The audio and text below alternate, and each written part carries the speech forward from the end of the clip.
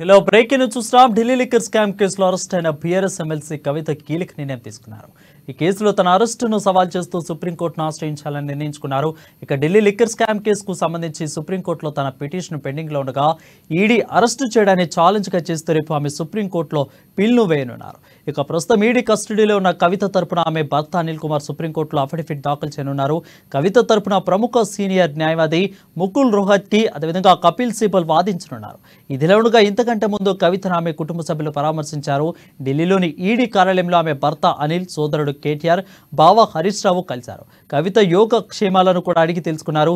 ఇక ఈ కేసులో న్యాయ పోరాటం చేద్దామని ధైర్యం చెప్పారు. ఈ సందర్భంగా న్యాయవాది మోహిత్ రావు కూడా కవితను కలిశారు.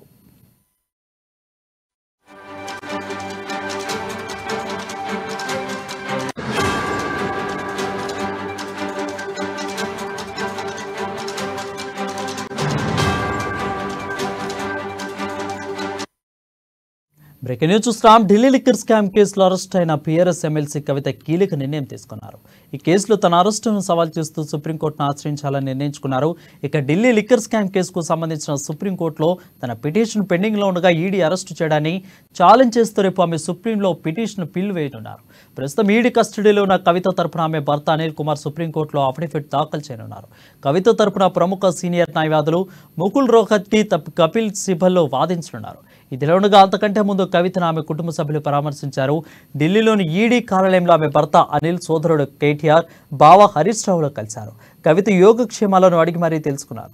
ఈ కేసులో న్యాయ పోరాటం చేద్దామని ధైర్యం చెప్పారు. ఈ సందర్భంగా న్యాయవాది మోహిత్ రావు కూడా కవిత